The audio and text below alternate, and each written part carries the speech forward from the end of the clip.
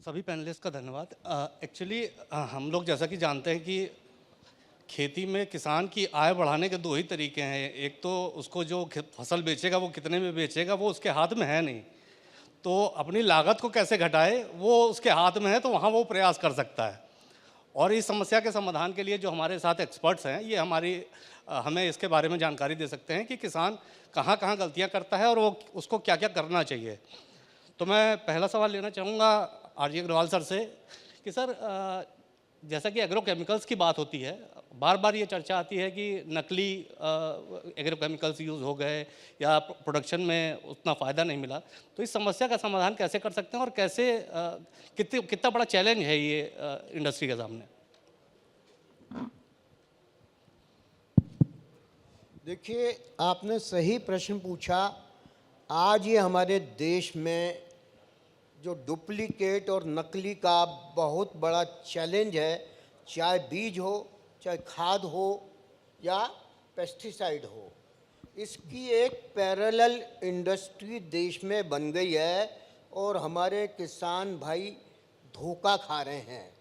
अब किसान भाई धोखे से कैसे बचे? तो हमने आईसीआर के साथ एक एमओयू किया है और हम किसानों के बीच में एक ज्ञान वर्धन कैंपेन चला रहे हैं।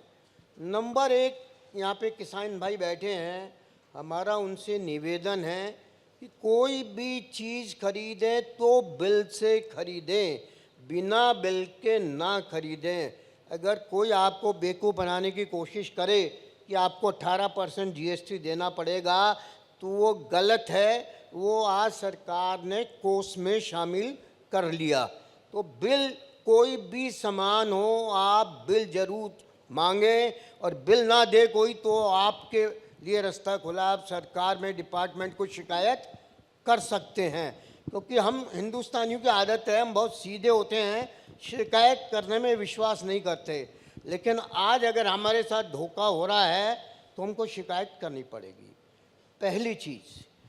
दूसरी चीज़, आज जितनी भी अच्छी और बड़ी कंपनियां हैं सब ने अपने प्रोडक्ट्स में क्यूआर कोड लगा दिया। मतलब आप स्मार्टफोन से अगर क्यूआर कोड को स्कैन करें तो आपको असली और नकली का पता लग सकता है, और साथ में आप उस कंपनी की वेबसाइट पे पहुंच जाएंगे तो आपको उस प्रोडक्ट के बारे में या आपकी फसल के बारे में जो जानकारी चाहिए वो जानकारी मिल जाएगी। अभी हमारे सरदार जी मित्र पंजाब में कैंसर केसेस की बात कर रहे थे बड़े ज़ोर शोर से। लोगों को, अरे आप बात करिए, मेरी बात पूरी होने दीजिए। डेमोक्रेटिक कंट्री है, हर एक को अपनी बात रखने का। ये एक ऐसा भ्रम जंजाल फैलाया है पंजाब में cancer cases, Bathinda to Bikaner cancer train. अगर एक झूठ को 100 बार बोला जाए तो लोग सच मान लेते हैं। भारत की मिनिस्ट्री ऑफ हेल्थ की वेबसाइट पे आप जाइए, पंजाब का कैंसर केसेस में इस देश में 24वां नंबर है, जबकि वहाँ पेस्टिसाइड का यूज होता है। लेकिन नागालैंड, मिजोरम, नॉर्थ ईस्ट, वहाँ तो पेस्टिसाइड का यूज नहीं होता। वो स्टेट्स कैंसर केसेस में नंबर 1 है। ये मेरा कहना नहीं है, ये मिनिस्ट्री ऑफ हेल्थ का डेटा है। फिर आप देखिए कि इसका फायदा और नुकसान। चाइना, जिसकी पर हेक्टर जीडीपी हमारे से 3 गुना है, प्रति हेक्टर 3 गुना, जबकि जमीन हमारी ज़्यादा, बारिश हमारे देश में 33% ज़्यादा, लेकिन फर्टिलाइजर का यूज़ हम चीन के मुकाबले करीबन आधे से ज़्यादा करते हैं, और पेस्टिसाइड का मैंने पहले बताया। आज असली प्रॉब्लम जो है वो पेस्टिसाइड की नहीं है, नकली की है। और आज कितना ज्ञान आगे बढ़ गया, जहाँ पहले किलो के हिसाब से पेस्टिसाइड यूज होते थे, अब ऐसे पेस्टिसाइड हो गए जो 10 ग्राम, 20 ग्राम, 40 ग्राम इस क्वांटिटी में यूज होते हैं, जिससे एनवायरनमेंट का लोड बहुत कम हो गया। तो आज अब हमारे किसान की, मैं इस बात पे आता हूँ कि चाइना के मुकाबले जीडीपी, उनका आमदनी कम क्यों है। चाइना, मैंने एक एग्जांपल लिया, डेवलप कंट्री से बात करें, अमेरिका की मेज की प्रोडक्शन 11.5 टन है, हमारी यहाँ की एवरेज 2.4 टन की है। क्यों? तो उसके लिए सबसे पहले हमारे किसानों के पास जो ज्ञान पहुँचना चाहिए, जिस हिसाब से पहुँचना चाहिए वो नहीं पहुँच रहा, और हमारी कंपनी ICAR के साथ MOU करके उसमें एक स्टेप हमने उठाने की कोशिश की है। दूसरा, पानी। अब पानी आ रही है तो चारों तरफ टीवी में बाढ़ बाढ़ बाढ़, फिर सूखा सूखा सूखा। हमने 2005 में नारा दिया था, खेत का पानी खेत में, गांव का पानी गांव में। पहले हर गांव में तालाब होते थे, आज वो हमने पाट दिए। तो आज जब तक हम पानी की कीमत नहीं करेंगे तो हमारी आने वाली जनरेशन को पानी पीने को भी नहीं मिलेगा। तो आज वर्षा का जल का इकट्ठा करना और उसको ड्रिप और स्प्रिंकलर इरिगेशन से यूज़ करेंगे तो आपकी पैदावार बढ़ जाएगी। तीसरी बात है कि हमारे किसानों को राइट प्राइस नहीं मिलता। जब फसल आती है तो प्राइस कम हो जाते हैं और उसके बाद प्राइस बढ़ जाते हैं। तो आज सरकार को आवश्यकता है कि किसानों को इंफ्रास्ट्रक्चर दे, वो अपनी फसल वेयर हाउस में रख सके, उसकी रिसीप्ट में किसान को पैसा मिले ताकि वो भी अपनी फसल को अच्छे प्राइस पर बेच सके। और लास्ट पॉइंट, अगर आप नकली बीज यूज़ करोगे, अभी डेयरी की बात हो रही थी जिसमें बात हो रही थी कि भाई जानवर ज्ञावन नहीं होता अगर सीमेंट ठीक नहीं है। अगर बीज ही ठीक नहीं है खेती में, आपकी पैदावार कैसे बढ़ाओगे? हैं? माँ का स्वास्थ्य अच्छा होगा तो बच्चा भी अच्छा पैदा होगा, बीज अच्छा होगा। हमारे पास बीज के एक्सपर्ट भी बैठे हैं। और खाली बीज का अच्छा होना नहीं है, आज बीज को ट्रीट करना बहुत आवश्यक है, क्योंकि ज़मीन में और बीज में बहुत सी बीमारियां होती हैं जो डॉक्टर साहब क्लैरिफाई कर सकते हैं। तो बीज को हमें ट्रीट करके बोल। अब फर्टिलाइजर, सरकार ने पहले पॉलिसी बना दी, यूरिया पे सब्सिडी, यूरिया पे सब्सिडी, यूरिया पे सब्सिडी। तो किसान ने ज़्यादा यूरिया यूज़ किया। तो आज हमारे खेतों में जो समस्या आ रही है वो इम्बैलेंस फर्टिलाइजर की यूज़ की है। गोबर की खाद जितनी चाहिए उतनी नहीं है। अगर गोबर की खाद नहीं है तो हमको उसके लिए बायो फर्टिलाइज़र इस्तेमाल करना चाहिए। और फर्टिलाइज़र मट्टी की जांच कराकर जो आप फसल बो रहे हैं उस फसल में जो आपको NPK, माइक्रो या मैक्रो न्यूट्रिएंट की आवश्यकता है, उसके हिसाब से खाद का अगर आप इस्तेमाल करेंगे। मैं आपको यूपी का एक एग्जाम्पल देता हूँ। गन्ने की एवरेज पैदावार 83 टन है यूपी में, और कुछ किसान भाई है जिनकी पैदावार 300 टन है, जिसको सरकार ने बुला के 50,000 का चेक दिया और सम्मान किया। बहुत अच्छी बात है, हमारे किसान भाइयों का सम्मान होना चाहिए। लेकिन जिसकी पैदावार 83 टन है उसके लिए सरकार ने क्या किया? क्योंकि उसकी पैदावार 83 टन है, उस बेचारे को नकली बीज, नकली फर्टिलाइजर, नकली पेस्टिसाइड मिला। मैं जागरण को बधाई देता हूँ। अभी तक किसी मीडिया में एग्रीकल्चर के ऊपर 1% भी जगह नहीं मिलती थी। आज कम से कम उन्होंने एक अच्छी शुरुआत की है, इसलिए वो बधाई के बात हैं। और हमारे किसान, जितने किसान भाइयों से मिले, सब में ये जागरूकता फैलाएं कि जो चीज़ खरीदेंगे बिल से खरीदेंगे, बिना बिल के नहीं खरीदेंगे, और कोई नहीं देता तो उसकी शिकायत करेंगे। आप देखिए कि कैसे नकली माल, और हमने भारत सरकार से एग्रीमेंट करके हम चारों तरफ ये कार्यक्रम चला रहे हैं कि किसान भाई बिल से खरीदें, असली खरीदें, अपनी आमदनी बढ़ाएं और सही प्राइस पर अपना माल बेचें। थैंक यू, धन्यवाद। डॉक्टर कल्याण सर से मैं जानना चाहूँगा, एक्चुअली गवर्नमेंट प्राकृतिक खेती को प्रमोट कर रही है, अभी बजट में भी अनाउंसमेंट किया गया। तो ये प्राकृतिक खेती की एक तो क्या है, और जैविक कीटनाशकों की बात हो रही है बार बार, तो ये क्या है? और क्या मतलब जैसे कि क्या केमिकल को ये रिप्लेस कर सकते हैं? देखिए, थोड़ा पीछे चलते हैं। पहले तो मैं जागरण का धन्यवाद देना चाहता हूँ। मैं जगह जगह पे जाता हूँ भाषण देने के लिए, डिबेट के लिए। एक पहला ऐसा जगह मैं देख रहा हूँ जहाँ हमारे साथ किसान लोग भी हैं। ये इस देश का विडंबना है, जो मंत्रालय में बैठते हैं या मेरे ऑफिस में बैठते हैं, बाकी फेडरेशन के ऑफिस में बैठते हैं, हम सब सूटेड बूटेड है, कभी खेत में हम जाते नहीं हैं। हम खेती के बारे में बात करते हैं, खेत में हम जाते नहीं हैं। एक छोटा सा स्टोरी मैं बोल रहा हूँ। ये 2015 की बात, तब मैं कहीं सीनियर पोजीशन में था, डायरेक्टर जनरल था। तो मैं ये हनुमाकुंडा वारंगल जो एरिया है, उस एरिया में एक बहुत बड़ा ऑफिसर के साथ मैं घूम रहा था। तो उनको एक पौधा दिखाई दिया। तो उन्होंने मुझे कहा कि कल्याण ये क्या है? मैंने कहा बीटी कॉटन है। तो उन्होंने फ़ोटो खींच लिया और व्हाट्सएप में डाल दिया। व्हाट्सएप आ गया था तब। तो फिर हम खाना वाना खा रहे थे, तो बीच में उन्होंने व्हाट्सएप देखा और ग्रुप में सबने लिखना चालू किया, भाई तू किसको बीटी कॉटन बोल रहे हो? तो सोयाबीन है।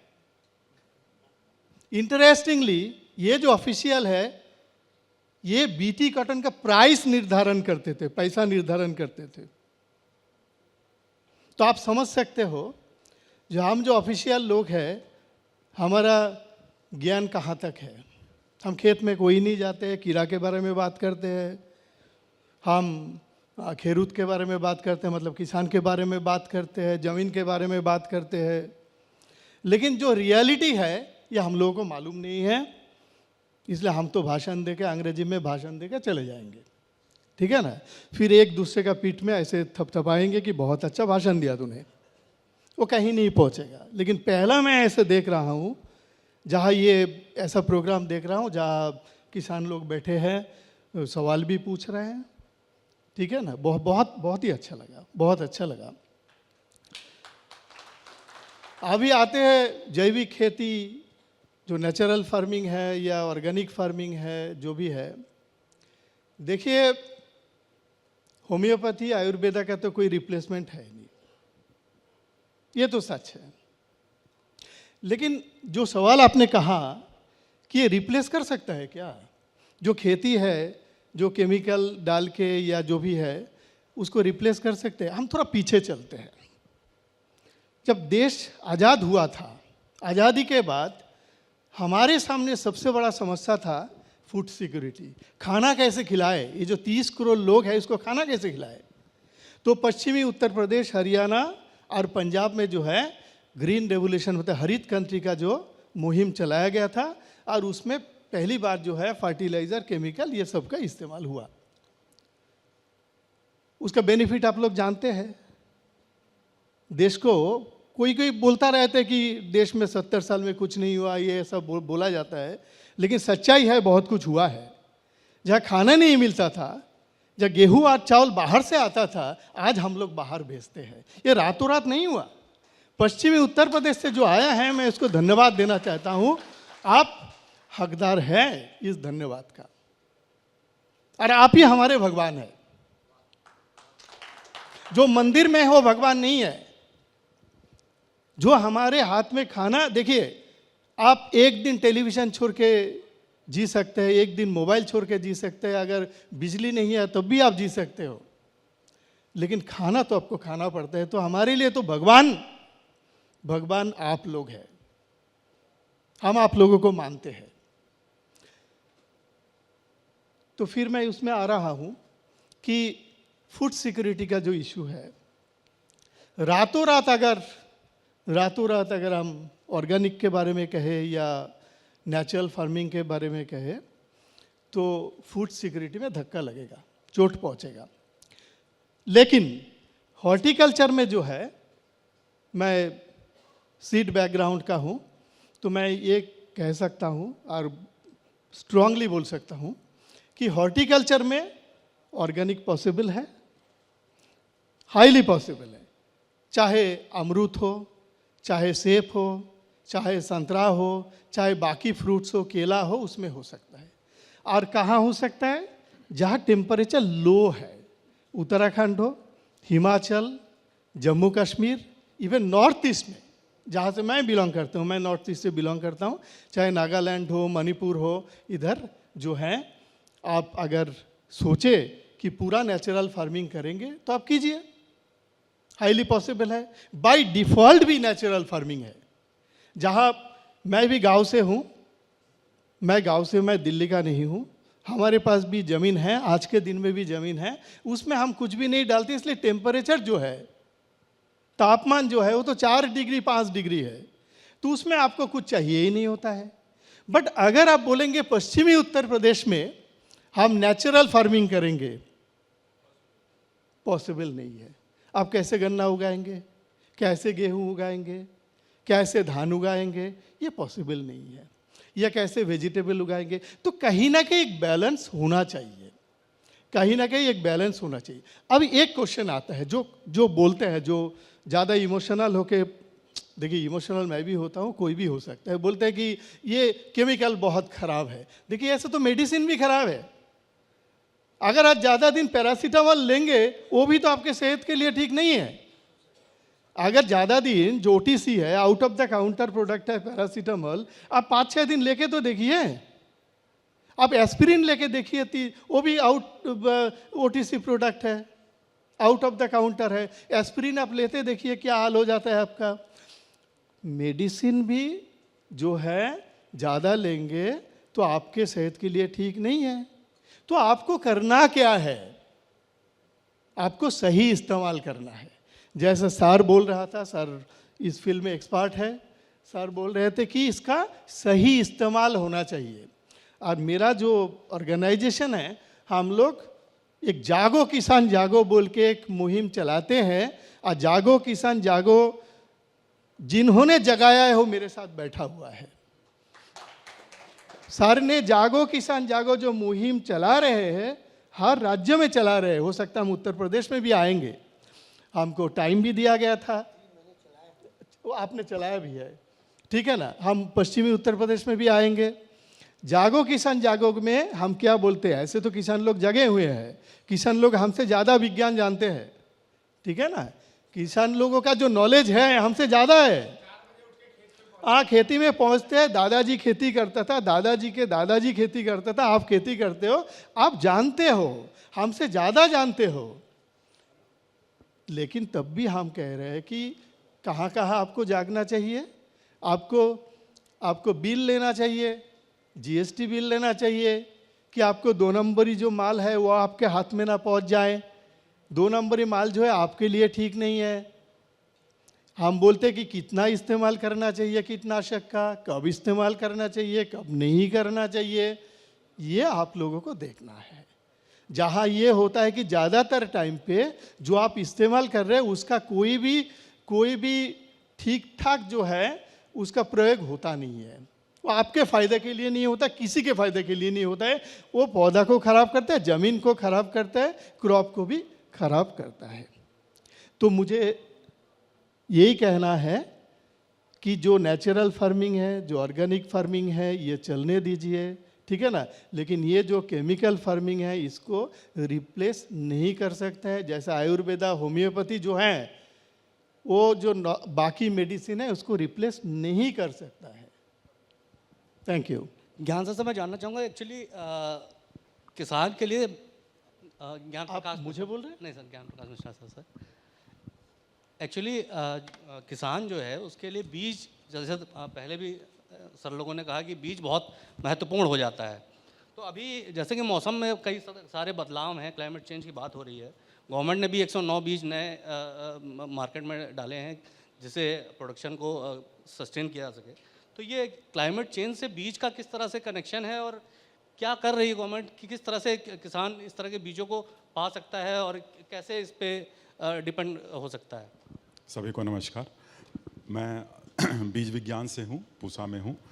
अभी बीज को कुछ भी बोलने से पहले आप सबने मनुस्मृति का एक सुना होगा, सुबीजम सुक्षेत्रे जायते संपदे। ये एक बार में बड़ा सिंपल सा लगता है कि अच्छा बीज अच्छे जगह में जाएगा तो अच्छा प्रोडक्शन देगा। अच्छा बीज अगर हम जानें तो हम वैरायटी की बात करते हैं, और जैसे जैसे समय बदल रहा है वैरायटी का तरीका भी बदल रहा है। अगर आप 40 साल पहले देखें कैसे वैरायटी बनती थी, 1960 में ये था बस खाना खाना है, कैसा भी होगा बस प्रोडक्शन था।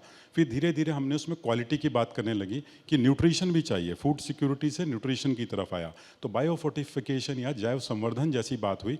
अभी 11 अगस्त को जो हमारे माननीय प्रधानमंत्री जी ने 109 वैरायटी दी, उसमें 2 चीज़ थी। कुछ वैरायटी ऐसी हैं जो जैव संवर्धित हैं, मतलब बायो फोर्टिफाइड हैं, उसमें कुछ न्यूट्रिशन ज़्यादा है। अब दूसरी वैरायटी लगाएंगे उसी ज़मीन में कम आएगा, इन वैरायटीज़ को लगाएंगे थोड़ा ज़्यादा आएगा। दूसरी बात जो आपने कही कि जैसे जैसे क्लाइमेट चेंज हो रहा है या जलवायु में परिवर्तन हो रहा है, तो वैरायटी वैसी बनानी पड़ रही है कि एकदम से सूखा पड़ जाए और बाढ़ आ जाए, जो कि अभी आप रोज़ ही न्यूज़ में देख रहे हैं, तो कुछ तो प्रोडक्शन मिले, एकदम से ख़त्म नहीं हो जाए। तो इनको इस तरह की, अब पहले हम कभी ऐसी वैरायटीज़ के बारे में नहीं बात करते थे, तो अभी जो 109 वैरायटी की बात, ये सिर्फ 109 की बात नहीं है, ये तो 109 चूँकि गवर्नमेंट का एक प्लान था कि हम 100 दिनों में देंगे, तो वहाँ पर 109 ICR के पास था, तो वो उस दिन रिलीज़ हुआ। अभी जो भी वैरायटी बन रही है पूरे भारतवर्ष में, और जितने भी संस्थान बना रहे हैं, पूसा हो या और दूसरे संस्थान भी हैं, वो सभी कोशिश कर रहे हैं कि एक तो जैव संवर्धन उसमें हो, न्यूट्रिशनल सिक्योरिटी की बात हो रही है, क्योंकि जैसा हमने अभी सुबह से सुन रहे हैं, फूड सिक्योरिटी बहुत बड़ा इशू भारत में नहीं रहा, न्यूट्रिशनल सिक्योरिटी एक इशू है। न्यूट्रिशन सिक्योरिटी का मतलब है आयरन जिंक जैसे कम है, कोई बच्चा स्टंटेड हो गया, तो अब हम एक पूरा पार्ट है, एक वर्ग ऐसा है जिसको को तो कोई कमी नहीं है, सब कुछ ज़्यादा है। एक वर्ग आज भी ऐसा है जो आपके स्टेपल फूड पर मतलब जिंदा रह रहा है, वहाँ पर कोशिश करते हैं कि धान में, दालों में न्यूट्रिशन थोड़ा सा बढ़ा हो उसी ज़मीन से। तो अब ये अगर है तो फार्मर को क्या फ़ायदा होगा? वैरायटी हमने बना दिया, बीज की में हम कर लेंगे, लेकिन कहीं ना कहीं उसका प्राइस भी थोड़ा ज़्यादा देना चाहिए। इस पर भी चर्चा हो रही है, उम्मीद करते हैं ऐसे जो पैनल होंगे इनसे कुछ रिकमेंडेशन निकलेगी, भारत सरकार को जाएगी, और वैरायटीज़ इस नाम से भी आएँ, सिर्फ रिलीज़ तक न रहें, कि अगर ऐसी कोई वैरायटी फार्मर प्रोड्यूस करता है, वो जो मार्केट में जाए वो जैव संवर्धित के नाम से जाए या क्लाइमेट रेजिलिएंट के नाम से जाए, और उसका कुछ एक प्राइस भी ज़्यादा मिलना चाहिए। तो ये आपका ओवरऑल जैसे बीज की बात है, और मतलब एक अच्छा बीज की शुरुआत होती है ब्रीडिंग से। एक ब्रीडर होता है जो उसको प्रजनन बोलते हैं, वो आपका एक वैरायटी बनाता है। वो वैरायटी बनने से आप तक पहुंचने के बीच में कम से कम 3 से 4 साल का एक प्रोसेस है। जैसे अभी जो वैरायटी रिलीज़ हुई, ये आप तक तीसरे साल पहुंचेगी, क्योंकि हमें पता है कि बीज का एक तरीका है, वो पहले ब्रीडर सीड होगा, फिर फाउंडेशन सीड में जाएगा, फिर सर्टिफाइड सीड होगा, और जो लाइक कुछ कंपनियां हैं जो प्राइवेट में हम भी करते हैं, वो TL सीड भी बोलते हैं, जिसको कि ट्रुथफुली लेवल्ड सीड बोलते हैं, और फिर वो लगभग 3 साल में फार्मर तक पहुंचता है। अभी तक अगर आप देखेंगे 1966 में हमारा जो एक आया था लाइक सीड का, वो उसके बाद से कुछ आया ही नहीं। सीड बिल आया, 20 साल से पड़ा हुआ है, वो उसको न्यू सीड बिल बोलते थे, 2004 में आया था, 2024 आ गया, 20 साल के बाद भी उसका नाम न्यू सीड बिल ही है, पार्लियामेंट में पेंडिंग है। कुछ इश्यूज़ हैं, सॉर्ट आउट होगा, उम्मीद करते हैं कि इस साल तक आ जाएगा। उससे किसानों को भी फ़ायदा होने वाला है, कंपनीज़ को भी फ़ायदा होगा।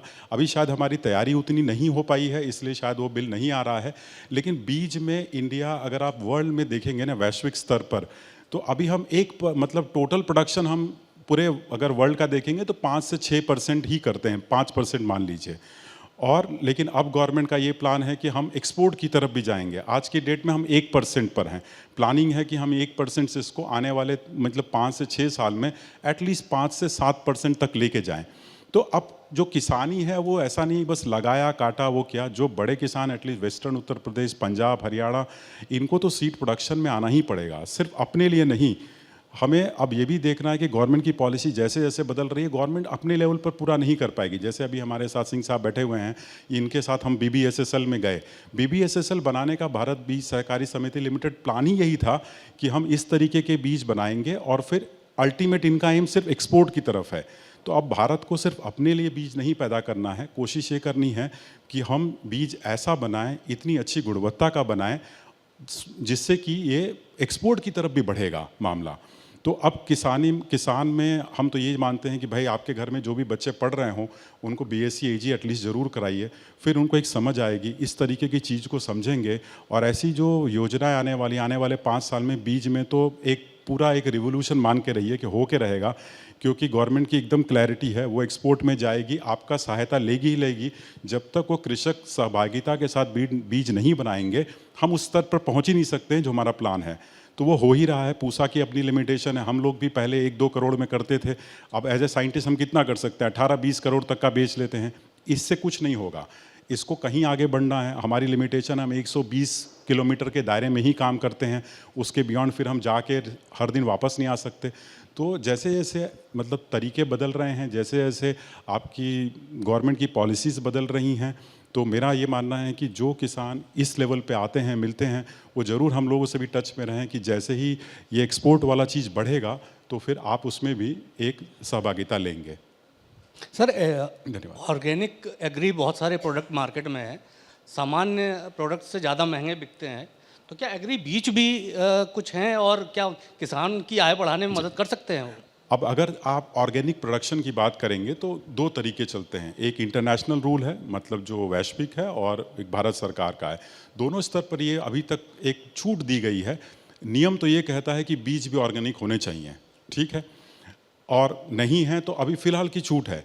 लेकिन अभी भारत सरकार का एक प्रोग्राम है, उसको बोलते हैं all India coordinated research project, जो NSP उसमें बीज का है, उसमें भी इस पर रिसर्च हो रही है कि ऑर्गेनिक बीज को कैसे अलग है भी कि नहीं। लेकिन आने वाले समय में मे बी 5 साल 6 साल के बाद ये जरूर शायद धीरे धीरे कंपलसरी हो जाए नेशनल इंटरनेशनल लेवल पे कि अगर आप किसी चीज़ को ऑर्गेनिक करके लेबल करके बेच रहे हैं, इंडिया में तो अभी बहुत छूट है, रूल्स हैं, रेगुलेशन है, लेकिन बहुत हद तक वो हो नहीं रहा है। लेकिन आने वाले समय में मुझे पूरा भरोसा है कि ये मैंडेटरी हो जाएगा, मतलब ज़रूरी हो जाएगा कि सभी लोग जो ऑर्गेनिक प्रोडक्शन करके मार्केट में लाएंगे, क्योंकि आपको बहुत हाई प्राइस मिलती है, तो आपका बीज भी ऑर्गेनिक होना चाहिए। पूसा संस्थान इसमें काम कर रहा है और हम उस पर अलग अलग क्रॉप के लिए ये कुछ मानक तय कर रहे हैं कि कितने अलग होंगे और ऑर्गेनिक बीज क्या दूसरे से अलग है, अगर है तो प्रोडक्शन कैसे करेंगे। वो एक रूल है, कुछ तरीका है, कौन सी ज़मीन में होगा, 3-4 साल तक उसमें और कुछ नहीं लगा होना चाहिए, ज़मीन भी ऑर्गेनिक होनी चाहिए, कोई केमिकल नहीं होना चाहिए, जो कुछ रिकमेंडेड हैं प्रैक्टिसेस वो फॉलो होनी चाहिए। जी सर GM सीड्स बार बार चर्चा में आते रहते हैं, तो ये GM सीड्स हैं क्या, और क्या जैसे कि लोग कहावत है गांव में कि GM ज़्यादा यूज़ करेंगे तो हमारी जो नेचुरल सीड्स हैं वो ख़त्म हो जाएंगे, पुराने जो पारंपरिक सीड्स हैं वो ख़त्म हो जाएंगे, तो ऐसा कुछ है क्या? अगर हम जेनेटिकली मॉडिफाइड, जिसको कि हम ट्रांसजेनिक भी बोलते हैं, जिसमें कि हम जो जीन है किसी दूसरे जगह से ले आते हैं, जैसे कि आपका बैक्टीरिया से एक जीन लिया, BT कॉटन एकमात्र ऐसी क्रॉप है जो कि अभी भारत में आपको बीज अलाउड है, दूसरी कोई भी क्रॉप अलाउड नहीं है। और BT ब्रिंजल के लिए काफ़ी कोशिश हुई, हमारा ही रिसर्च था, हमारा ही डेटा था जो कि DBT पे था, जिसको कि यूज़ करके आपका बांग्लादेश ने रिलीज़ किया, लेकिन अभी भारत में वो रिलीज़ नहीं हुआ क्योंकि वो जो इवेंट था सेम था। तो अभी भारत में सिर्फ एक ही चीज़ अलाउड है, क्योंकि वो है आपका GM में आपका BT कॉटन। GM की तरह की ही एक दूसरी टेक्नोलॉजी भी है जिसको हम बोलते हैं जीनोम एडिटिंग। मतलब ये समझ लीजिए क्रोमोसोम जिसको गुणसूत्र बोलते हैं, उसके अंदर कुछ एक ऐसा पार्ट है जिसको कि जीन बोलते हैं। अभी एनिमल साइंस में भी ये बात हो रही थी, किसी एक चीज़ को हम बदल देते हैं, वो उस लेवल तक चले गए हैं कि भाई ये चीज़ बदल देंगे तो उसका जो तरीका है, उसका जो एबिलिटी है, मतलब उसमें इंसेक्ट लग रहा था नहीं लगने लगेगा, इस तरीके का है। तो उसमें भी कई तरीके के लेवल हैं, बहुत डीप में नहीं जाऊँगा। तो जो जीनोम एडिटिंग है उसमें SDN 1, 2, 3 3 लेवल हैं, तो 1 और 2 को भारत सरकार ने बोला है कि आप कर लीजिए, वो अलाउड है। वो लगभग मतलब ट्रांसजेनिक जैसा है, लेकिन ट्रांसजेनिक नहीं है। जो SDN 3 है, साइड डायरेक्टेड न्यूक्लियस बोलते हैं, वो पूरा ही का पूरा ट्रांसजेनिक जैसा है। तो ट्रांसजेनिक में बहुत सारे कंट्रीज़ में काम हो रहा है, अलाउड है, लेकिन कुछ कंट्री नहीं करती है। इंडिया फ़िलहाल नहीं कर रही है, रिसर्च चल रहा है। हर इंस्टीट्यूट, चाहे वो पूसा संस्थान हो या दूसरे हों, सभी के पास कई तरीके के ट्रांसजेनिक हैं। और आने वाले समय में जैसे जैसे पॉपुलेशन बढ़ रही है, अगर कोई दूसरा ऑप्शन नहीं रहा, और जैसे अमेरिका में तो बहुत सालों से अभी तक कोई ऐसा डेटा नहीं आया कि उससे कुछ बदल गया, ऐसा ही केस हमारा BT कॉटन का भी है। अब तो 20 साल से ज़्यादा हो गया, कोई ऐसा प्रॉब्लम नहीं आया कि उससे कुछ ऐसा बदलाव तो नहीं आया। तो मेरा अगर पर्सनल मानेंगे तो मुझे तो नहीं लगता कि एज ए साइंटिस्ट कोई ऐसे इशू है, लेकिन ये अगेन वही है, हमारे लेवल के बाहर की बात है। ये गवर्नमेंट ऑफ इंडिया को डिसाइड करना है किस क्रॉप में कब और कितना अलाउ करेंगे। और रिसर्च में तो कोई इशू नहीं है, हर जगह, जैसे मैं जूनागढ़ में था तो ग्राउंडनट में भी ट्रांसजेनिक बने हुए हैं, टोमेटो में IIVR में था तो बनारस में भी कई सारे ट्रांसजेनिक हैं, इवन आपका BT ब्रिंजल भी है। और अगर इसको जल्दी से जल्दी निर्णय ले लेंगे तो बेटर है, नहीं तो अब ये पॉलिसी डिसीजन है, जब वो करेंगे। फ़ायदा तो ज़रूर रहा है, BT कॉटन उसका एग्जाम्पल है, शायद 1% ही सीड होगा जो नॉन BT भारत में लगता है, या क्रॉस वर्ल्ड कहीं नहीं लगता। जी देवशीष सर से पूछना चाहूँगा, एक्चुअली सारी चीज़ें घूम फिर के मिट्टी की सेहत पे आ जाती हैं कि मिट्टी की सेहत अगर अच्छी है तो फसल अच्छी होगी। तो ये मिट्टी की सेहत का कैसे अनुमान लगाए किसान, और कैसे तो मतलब क्या क्या चीज़ें उसको करनी चाहिए अपनी मिट्टी की सेहत को अच्छा बनाए रखने के लिए? आप सबको मेरा नमस्कार, और जागरण ग्रुप को मैं बहुत बहुत धन्यवाद देना चाहूँगा ऐसा एक आयोजन का, जहाँ पे हम डायरेक्ट किसान लोगों से भी बातचीत कर सकते हैं। देखिए, जहाँ तक मिट्टी स्वास्थ्य की बात है, सॉयल हेल्थ, आप सभी जानते हैं कि गवर्नमेंट इंडिया का बहुत बड़ा एक स्कीम चल रहा है, जिसमें लगभग 23 करोड़ सॉयल हेल्थ कार्ड बांटा गया है सभी किसान को। लेकिन मैं एक दूसरा मुद्दा यहाँ पे डिस्कस करना चाहूँगा। हम सॉयल हेल्थ के बारे में बोलते हैं। सॉयल हेल्थ क्यों बोलते हैं? हेल्थ किसका होता है? ये जो ग्लास है, इसका हेल्थ होता है क्या? इसका गुणवत्ता होता है, इसका क्वालिटी होता है। लेकिन एनिमल्स का हेल्थ होता है, आदमी लोगों का, हमारा ह्यूमंस का हेल्थ होता है। यानी हम कहीं ना कहीं मिट्टी को निर्जीव पदार्थ नहीं मानते हैं। सॉयल एक लिविंग थिंग्स है, ये हमारे माइंड में रखना चाहिए। क्यों? एक चम्मच के बराबर मिट्टी आप उठाएंगे, जो लगभग 20-25 ग्राम होंगे, उसके अंदर जो कीटाणु है, छोटे छोटे बैक्टीरिया, एक्टिनोमाइसिटीज, फंजाई, उसका जो नंबर है, ये पूरे धरती में जितनी आबादी है उससे भी ज़्यादा है। हम आंखों से नहीं देख सकते हैं, इसीलिए हम सोचते हैं इसमें कुछ नहीं है। Out of site is out of mind. सबसे पहले तो हमें ये समझना चाहिए कि मिट्टी एक लिविंग थिंग है, जिसका फुल फॉर्म है, सॉयल का full form SOIL, source of infinite life. ये अलग बात है कि जो पूरे धरती में जो खाद्यान्न है, अनाज है, इसका लगभग 90% मिट्टी से ही मिलते हैं। 1% से भी कम हमारे वाटर बॉडीज़, ओशन, समुंदर में से मिलते हैं। मिट्टी में से ही 99% जो फूड ग्रेन है वो हमें उपलब्ध होता है। अब सॉयल हेल्थ के बारे में हम क्यों इतना चर्चा करते हैं? क्योंकि जो उचित कार्य करना चाहिए था, हमने बहुत उचित कार्य नहीं किए हैं। जैसे कल्याण साहब ने बताया कि हमें प्रोडक्शन लेना था, बैग हम अमेरिका के पास हम मांगते थे, फूड ग्रेन मांगते थे, लेकिन आज हम सरप्लस में हैं, हम दूसरे कंट्री को मदद कर सकते हैं। तो इसके दौरान जो मिट्टी का शोषण किया गया है, मिट्टी से जो पोषक तत्व निकाला गया है, इसका जो संतुलन है, जो बिगड़ गया है,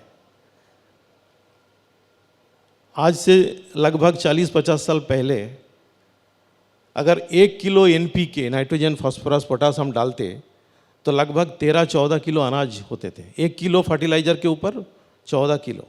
आज 1 किलो हम फर्टिलाइज़र डालेंगे तो 2 से 3 किलो फूड ग्रेन मिलता है। निरंतर हम इसका मात्रा बढ़ाते जा रहे हैं, लेकिन अधिक मात्रा भी नहीं बढ़ाना चाहिए। आप जानते हैं, बहुत संक्षेप में बताऊंगा, डॉक्टर रतनलाल जी के नाम आप सभी ने सुना होगा। वर्ल्ड फूड प्राइज उनको मिला है। वो सॉयल साइंटिस्ट हैं, मृदा वैज्ञानिक हैं। उनका कहना है कि जो मिट्टी है ये एक सेविंग बैंक्स अकाउंट है। हमारे बैंक में जो बचत खाता होता है, सेविंग बैंक्स अकाउंट में हम पैसा डिपॉजिट करते हैं और विथड्रॉ करते हैं। अगर निरंतर आप विथड्रॉ करेंगे, निरंतर आप पैसा निकालते जाएंगे, तो बैंक तो आपको मना कर देगा ना। एक टाइम आएगा जिस समय बोलेंगे कि आपका इनसफिशिएंट बैलेंस है, सफिशिएंट बैलेंस नहीं है। वही हाल हमारे मिट्टी के ऊपर हो रहा है। और मिट्टी एक जैसे नहीं है। अब पूरे इंडिया में आप जाएंगे तो कहीं पे लाल मिट्टी है, कहीं पे काली मिट्टी है, कहीं पे एलुवियल मिट्टी है, कहीं पे रेतीली मिट्टी है, कहीं पे आपका चिकनी मिट्टी है। और चिकनी मिट्टी में भी जैसे ब्लैक सॉयल है, इसमें भी अंतर है। ब्लैक सॉयल महाराष्ट्र में जो है और मध्य प्रदेश में जो है वो एक जैसे नहीं है। कुछ चीज़ ब्लैक सॉइल में बहुत अच्छा होता है, कुछ पोषक तत्व रेड सॉइल में बहुत अच्छे होते हैं। जैसे फूड सिक्योरिटी के साथ साथ न्यूट्रिशनल सिक्योरिटी की भी चर्चा होने लगे हैं। आप जरा सोचिए, हमारे ज्ञान मिश्रा जी आप बता रहे थे कि bio fortification, bio fortified variety, क्यों इसका ज़रूरत क्यों पड़ा? Zinc fortified varieties, iron fortified varieties, क्योंकि हम जो खाना हम खा रहे हैं इसमें जिंक और आयरन का मात्रा संतुलित मात्रा में नहीं है, पर्याप्त मात्रा में नहीं है। हमारे जो बच्ची हैं, जो गर्ल्स हैं, वो एनीमिक है, हाईली एनीमिक है। आयरन का मात्रा कम होने से वो एनीमिक हो गया। लेकिन सॉइल में iron content is very very high total. इसको उपलब्ध कैसे कराया जाए? ये हेल्थ के बारे में जब हम चर्चा करेंगे, ये नहीं कि सॉइल में नहीं है, सॉइल में ये फोर्थ अबंडेंट एलिमेंट है, चौथा ऐसा पर्याप्त मात्रा में ये मिलता है। रेड सॉइल में तो बहुत ही पर्याप्त मिलता है, लेकिन ये फसल को उपलब्ध नहीं होता है, पौधे को उपलब्ध नहीं होता है। तो ये क्या मैकेनिज्म है जो स्वास्थ्य को डिसाइड करता है? एक और उदाहरण मैं देना चाहूँगा। आप जानते हैं कि राजस्थान में उदयपुर में जिंक के खनिज बहुत हैं, लेकिन सबसे अधिक जो डेफिशिएंसी जिंक का है वो भी राजस्थान में है। ये ऐसा क्यों है? क्योंकि सॉइल में होने से ही ये नहीं है कि वो फसल को उपलब्ध होगा, और फसल को नहीं उपलब्ध होगा तो उसका जो उत्पाद है, जो एनिमल्स या आदमी खाएंगे, उसको कैसे उपलब्ध होगा? नहीं होता है। तो जब हेल्थ के बारे में हम बोलते हैं, ये समझना बहुत ज़रूरी है कि उसमें जो पदार्थ हैं, चाहे वो भौतिक पदार्थ, रासायनिक पदार्थ और जैविक पदार्थ में, यानी सॉइल फिजिक्स, सॉइल केमिस्ट्री और सॉइल बायोलॉजी, इसके आपस में जो तालमेल है, इसका जो एक परिस्थिति है, इसका अवस्था का वर्णन है। केवल आपका nitrogen, phosphorus, potash, sulphur, zinc, iron, copper, manganese, boron, इसकी मात्रा जांच करने से आपका सॉइल का हेल्थ नहीं पता चलता है। ये ज़रूर है कि आप जहाँ पे खेती कर रहे हैं वहाँ पे आपको एक मोटा मोटा आइडिया लग जाएगा कि यहाँ पे अगर हम हाई यील्डिंग वैरायटी का ग्रो करना चाहते हैं तो उसका जो मांग है वो मिट्टी से कितना पूरा कर पाएगा और कितना आपको बाहर से डालने का आवश्यकता है, चाहे वो ऑर्गेनिक हो चाहे वो इनऑर्गेनिक हो। और ऑर्गेनिक का भी कुछ लिमिटेशंस हैं और इनऑर्गेनिक का कुछ लिमिटेशंस हैं। इसको बोल के मैं इस बात को थोड़ा सा ख़त्म करना चाहूँगा। देखिए, यहाँ पे भी हमारे पैनलिस्ट में ये जिक्र किया है कि रसायन बहुत हानिकारक नहीं होते हैं, केमिकल्स बहुत बेकार है, ऐसा नहीं है। ये भी एक हमारे दिमाग के अंदर बैठ जाता है कि केमिकल्स मतलब ये बहुत बेकार का चीज़ है। नहीं, dose is very important. Dose, milk is very good, दूध बहुत अच्छा होते हैं हमारे स्वास्थ्य के लिए, लेकिन आपको मैं बोलूँ अगर 5 लीटर दूध पी लीजिए तो क्या होगा? या हनी, जो मधु है, हनी आप 100 ग्राम हनी खा के देखिए, इस एसी के अंदर आप नहीं बैठ पाएंगे, आपको एडमिट कराना पड़ेगा। तो जो अच्छा चीज़ है वो बहुत अधिक भी नहीं होना चाहिए। उसी तरह जो डोज है, इट इज़ वेरी इंपॉर्टेंट। तो हम तो यही बोलते हैं कि चाहे अगर केमिकल हो चाहे ऑर्गेनिक हो, अगर ऑर्गेनिक भी अगर बहुत अधिक मात्रा में डालेंगे तो सॉइल का बिगड़ देगा इसका हाल। तो इसीलिए आज की डेट में आपको अगर प्रॉफिटेबल खेती करना है तो जानकारी बहुत ज़रूरत है। नॉलेज इंटेंसिव एग्रीकल्चर करने से ही आपका प्रॉफिट मेकिंग एग्रीकल्चर होगा। ऐसा नहीं कि it is not profit making. Double क्यों, 2 गुना 3 गुना कर सकते हैं, लेकिन इसके लिए जो जानकारी होना है, चाहे वो सीड से रिलेटेड हो चाहे वो पोषक तत्व से रिलेटेड हो, क्योंकि पोषक तत्व के बारे में जानकारी हमारे पास होने से हमें ये आइडिया मिलेगा कि क्या डालना चाहिए। नाइट्रोजन का डालने का कोई ज़रूरत ही नहीं है, हम क्यों नाइट्रोजन डालेंगे? अगर मिट्टी जांच कराएंगे तो हमें पता लगा कि लगभग 70 डिस्ट्रिक्ट में, आज की डेट में बता रहा हूँ, 70 डिस्ट्रिक्ट में फॉस्फोरस बहुत अधिक मात्रा में है। लगातार डीएपी डालते गए और फॉस्फोरस बहुत रीच हो गया हमारे सॉइल में। तो जो ऑलरेडी सॉइल में उपलब्ध है उसको हम कैसे यूज़ करें, ना कि बाहर से डालें। और फॉस्फोरस आप डालेंगे भी तो इसका तो लगभग 15% ही आपको उपलब्ध होता है, 70% उपलब्ध नहीं होता है। तो ऑलरेडी जो मिट्टी के अंदर जो इकट्ठा हो गया है, जो चीज़ ऑलरेडी अवेलेबल है, उसको हम कैसे उपलब्ध कराएं, इसके लिए भी गवर्नमेंट ऑफ इंडिया का एक पायलट प्रोजेक्ट्स चल रहे हैं। अगर मौका मिलेगा तो मैं विस्तार से बताऊंगा। अदरवाइज़ ये सोच के चलिए कि मिट्टी को जांच कराना बहुत ज़रूरी है। आपको ये आइडिया मिलता है कि कितना पोषक तत्व कितने मात्रा में आपको डालनी चाहिए, क्योंकि अनावश्यक आप डाल रहे हैं जैसे ज़रूरत नहीं है, उससे इसका जो बैलेंस है ये बिगड़ता जा रहा है, उससे और नुकसान हो रहा है।